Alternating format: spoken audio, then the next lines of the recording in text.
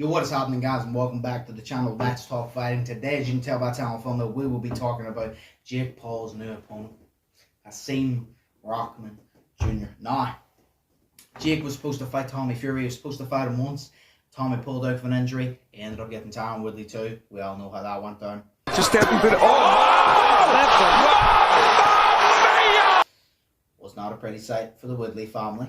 Then Jake said, "Joe, I'm going to give Tommy Fury another chance. We're going to fight Tommy again." Tommy agrees. It goes on. Turns out Tommy cannot get into the US. It's a big thing. He cannot get into the US. Jake offered to fight in the UK for less money. Tommy said no, because he doesn't think it's worth his time. So Jake was like, "No, I'll fuck this. I'm going to go out and get a new opponent." And who did he pick? He picked Hasim Rahman Jr. Now, I will admit, I've only ever heard of Hasim Rahman Jr. once before Jake announced that, and that was Fidel Riley. If you don't know who Fidel Riley is, he's a professional boxer. I'm pretty sure he's like 5'6". And most people know him for being KSI's trainer for the Logan fights. But he said that he actually wanted to fight Rahman Jr. So the fact that he wanted to fight him and Jake has taken on this fight shows that this guy, you know, it might be a good fight. Might be a good fight here. That's all I'm saying. And this guy, he ain't small. This is the first guy Jake's gonna be fighting that you could say this is a boxer. He's 12-1. This is a boxer. I don't know. I personally don't know why the fuck Jake took this fight, but he's a big fucker. 12-1. Got a world champion dad. Jake has literally made himself the underdog, and he's gonna go into it. But what I want to do today is we can talk about all this. We'll talk about 12-1. But what does it matter? What way does he fight? We got to compare the two. So what we're going to be doing today is we're going to be reacting to Rahman Jr.'s last fight, which he actually lost. But we're going to be reacting to the full fight, seeing what he has, what he will be doing in the fight against Jake, or what he could use against Jake that will benefit him, and what things he's doing wrong that Jake might be able to manipulate and take advantage of. It makes it a more interesting fight as well, because they were sparring partners at one point. He came in, they sparred with Jake, and I think Jake surprised him a little bit, and he didn't like it. Jake talked a little bit of shit. He thought it was disrespectful, so he wants to knock Jake the fuck out. So we're going to be reacting to his last fight and seeing what he has that might favour him against Jake, and what he has that might be his downfall against Jake Paul. So let's get into the reaction. Alright, here we go. All right, round one. Here we go. Hasim Jr. comes out smartly with the jab. Yep. I like his stance right from the beginning.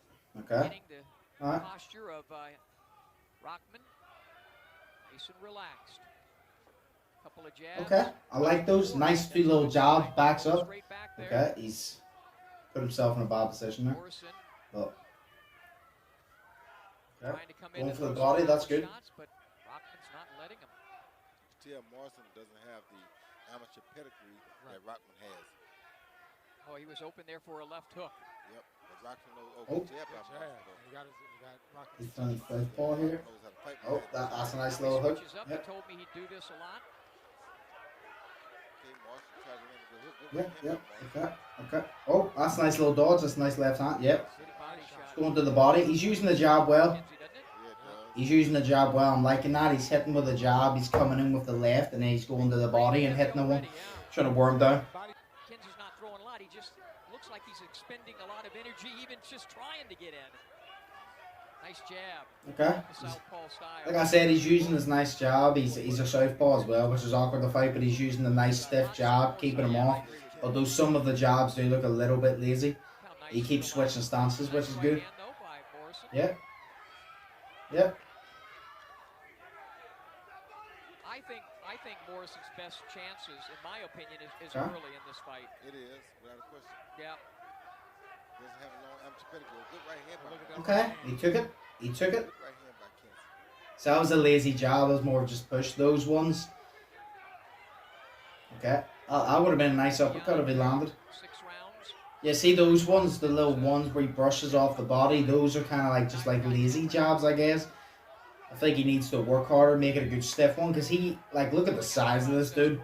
A jab off him would hurt, even if it is just a jab. He's trying to set something up, create an opening. Oh. Good body Oh, shots. that's nice. Some nice dodges. There we go. Okay. Big right hand at the end. Okay. Nice combination. All right. But he comes right back. All right. That was a good first round from him. Like I said, some lazy jobs, but most of the jobs were nice, keeping him off. Good stiff jobs. Literally, that's what he's got to do against Jake. He's the bigger fighter. He's just got to stay behind the job, keep Jake off, try to piss Jake off a little bit. Maybe Jake will come in and then even hit him with a good combo, good left hook or whatever. Yes, he is. I'd come underneath with the uppercut if I were Rockman. Rockman should go to the body more, though. Yep. There it is. Okay. He saw it. He found it. He's trying to set up a real big shot, but he's taking his time, being smart. Knows it's a 10-round fight. Nice combination. Oh. Big left hook. Okay. That That's a good punch from the other guy. All right.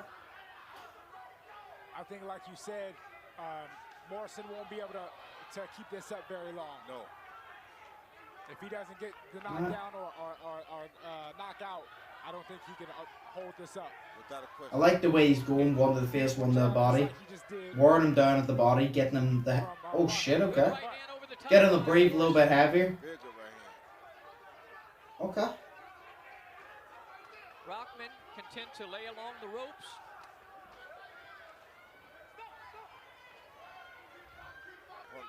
Look how he's breathing heavy, man. Oh, man.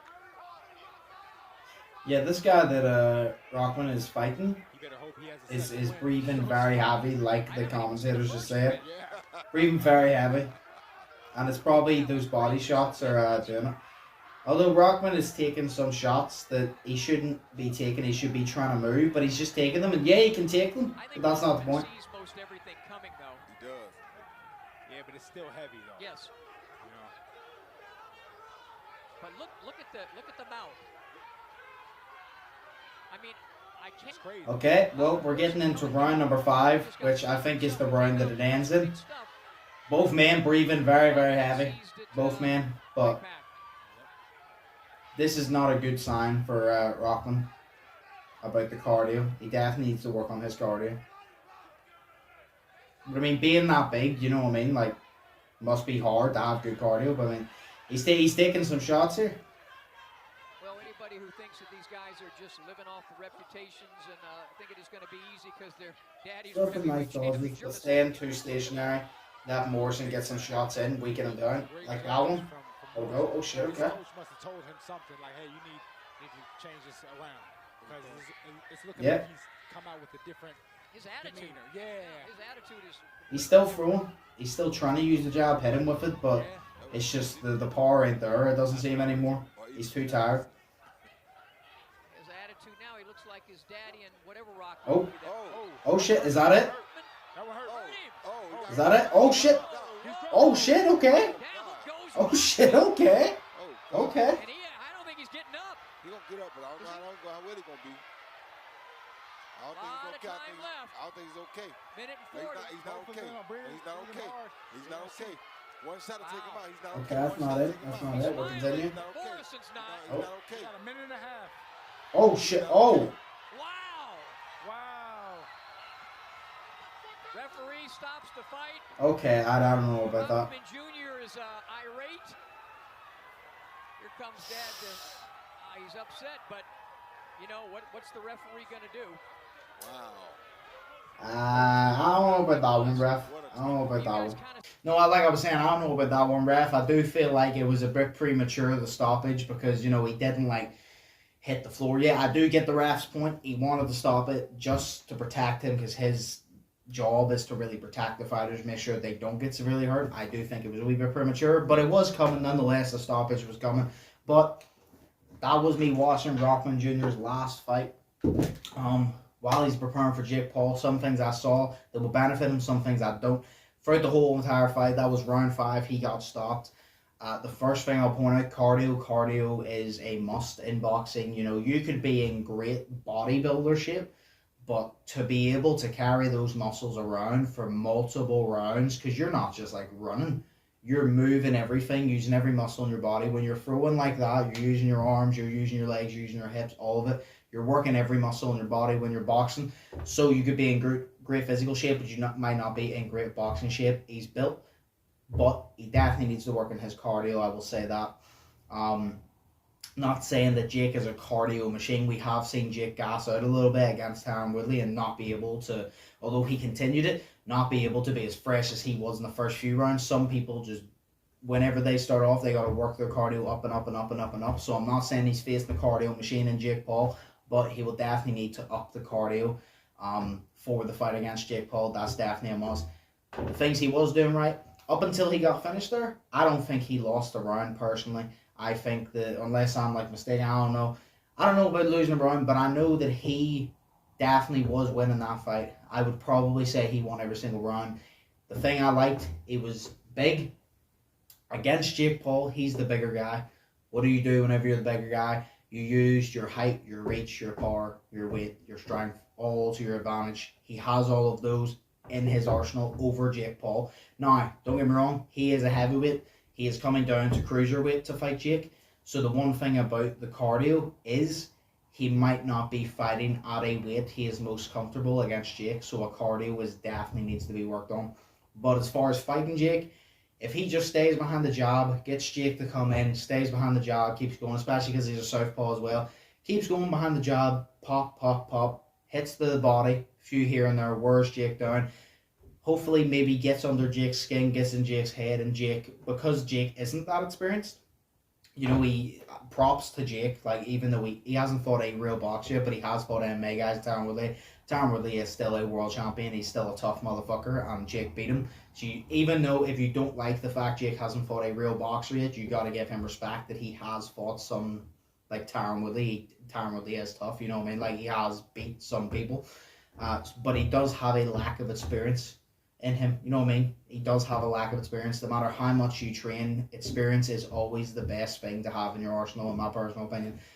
Rockman Jr. has, I think, over 100 amateur fights, 12 and 1 that. So if he just stays in that jab and he tries to get in Jake's head, I assume he will be able to get in Jake's head before Jake will be able to get in his.